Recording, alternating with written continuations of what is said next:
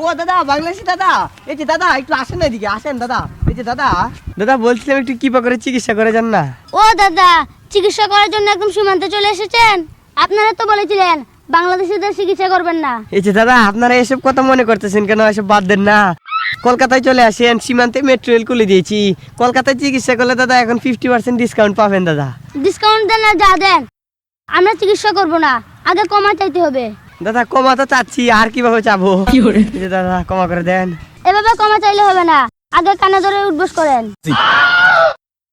দাদা কানে ধরে উঠবস করতে হবে, এটাই ভালো না। কে মরাচ্ছে, কানে ধরে উঠবস করে নেই, কেউ তো দেখছে না। দাদা আপনি কিপা করে চোখটা বন্ধ করেন।